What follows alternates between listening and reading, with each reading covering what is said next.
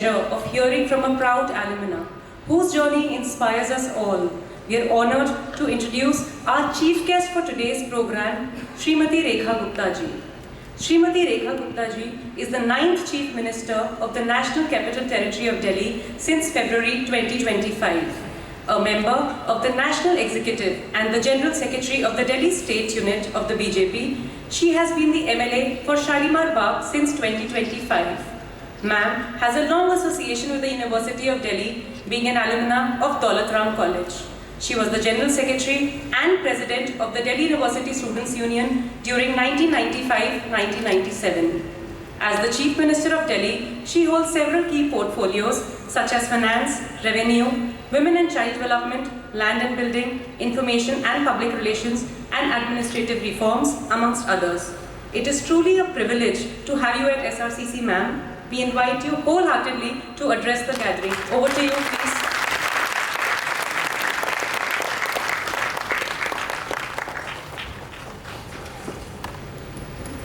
Thank you so much. आज हमारे इस कॉलेज के 99th एनुअल डे फंक्शन में स्टेज पे मेरे साथ यहाँ पर उपस्थित अजय जी, जो कि इस कॉलेज के न केवल चेयरमैन हैं बल्कि एक ऐसी नींव का पत्थर है जिसने इस कॉलेज को आगे बढ़ाने में और आज जिस मुकाम पे कॉलेज है वहाँ तक लाने में एक बहुत बड़ा रोल प्ले किया। मैं चाहूँगी जोरदार तालियाँ अजय एस श्रीराम जी के लिए और हमारी बहुत ही प्यारी प्रिंसिपल। एक ऐसी शख्सियत है, मैं कह रही थी कि मैम आप अभी इतनी शानदार लगती हैं, तो 10-20 साल पहले तो अगर बात अच्छी लगी तो जोरदार तालियां। संजय कौर जी, हमारी शैली वर्मा जी ने जब यहाँ से अपनी बात कही, मैम आपको कैसा फील हो रहा था? आपको एज ए स्टूडेंट फील हो रहा था कि आप प्रिंसिपल के सामने खड़ी होकर यहाँ स्पीच दे रही हैं, या आपको ऐसा फील आ रहा था कि आप कुछ बड़ी हो गई हैं?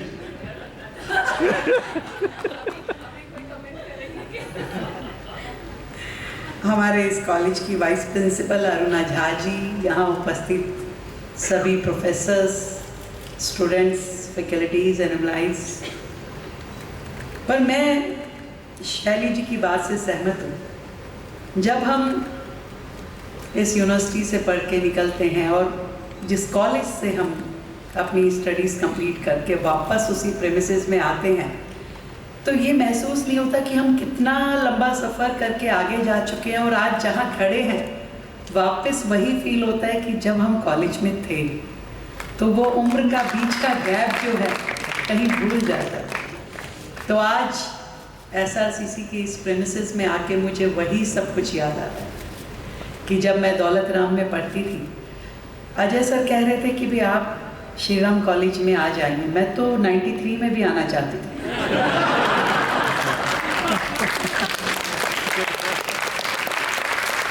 जब मैंने कॉलेज में एडमिशन लिया, अब इतनी परसेंटेज हाई थी आपकी, क्या करते? फिर मुझे उसके लिए मुख्यमंत्री बन के यहाँ आना पड़ा।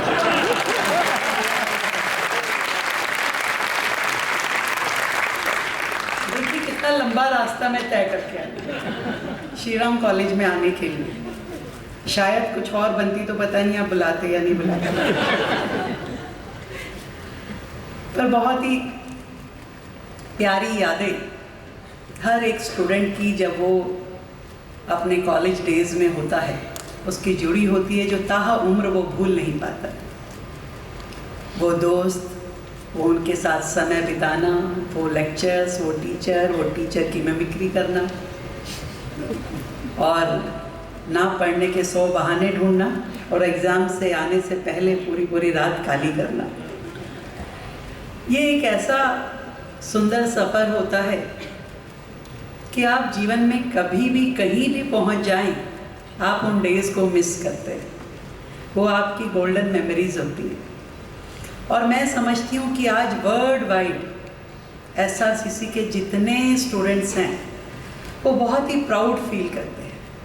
एक ऐसी कम्युनिटी जिसकी रूट इस कॉलेज में जुड़ी है, जिसकी आत्मा आज भी कॉलेज में बसी है, और शायद कोई भी कहीं भी कॉलेज का नाम लेके उन्हें मिलता होगा तो वो ज़रूर कनेक्ट करते होंगे कि अरे वाह, आप भी मेरे कॉलेज से।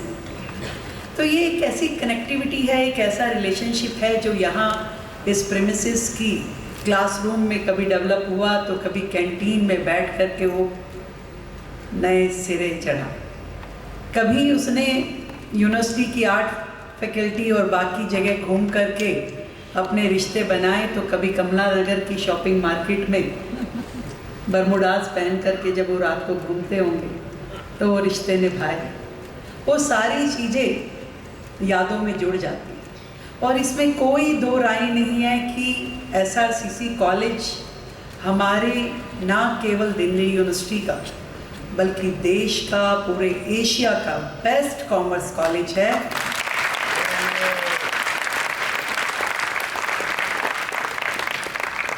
और जब मैं डूसू प्रेसिडेंट थी सर, तब भी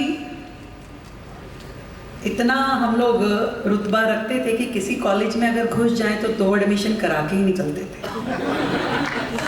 पर जब SRCC आते थे तो प्रिंसिपल सर चाय बहुत अच्छी पिलाते थे, समोसा मंगा के खिलाते थे, सारी बातें करते थे, बहुत अच्छी अच्छी बातें भी करते थे कि भी देश, समाज, एथिक्स, और पर एडमिशन नहीं करते।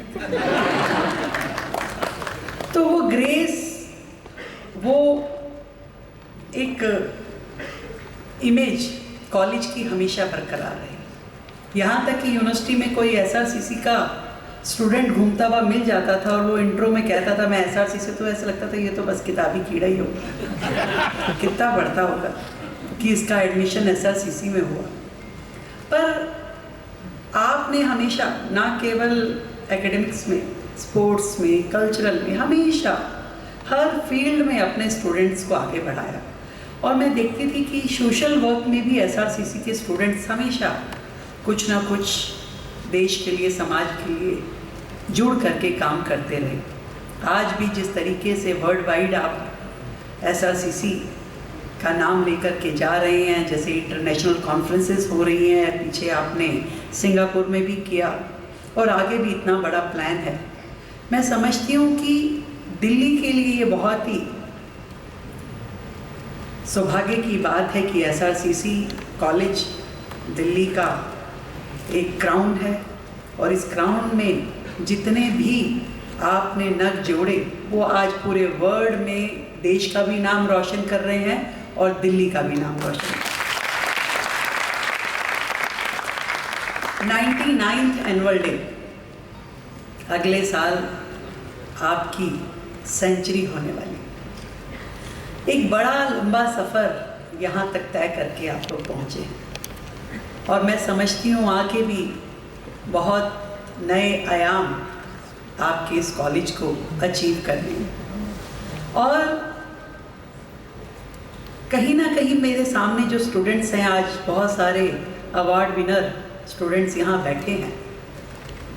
जब मैं आज दिल्ली यूनिवर्सिटी के स्टूडेंट होने के बाद चलते चलते उस मकाम पे पहुँची जहाँ दिल्ली की सबसे रिस्पॉन्सिबल पोस्ट मैं कह सकती हूँ, जहाँ आपको पूरे शहर की केयर टेकिंग करनी है, पूरे शहर का ध्यान रखना है, डेवलपमेंट से लेकर के हर एक चीज़ जो दिल्ली से जुड़ी है उसको आपने खड़ा करना है, बनाना है, आगे लेके जाना है।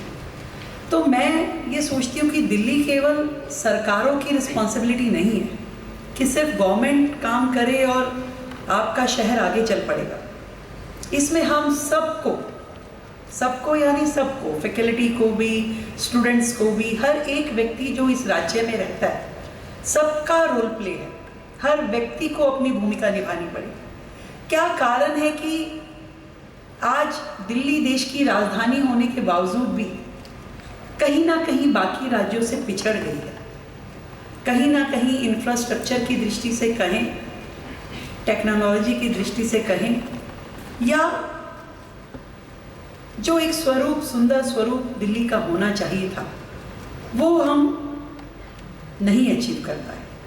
जब मैं आज यहाँ खड़े होकर के उस रिस्पॉन्सिबिलिटी को शेयर करती हूँ तो मुझे लगता है कि शायद सरकारों ने सोचा था कि हम अकेले ही सब कुछ कर लेंगे, पर नहीं होगा ऐसा।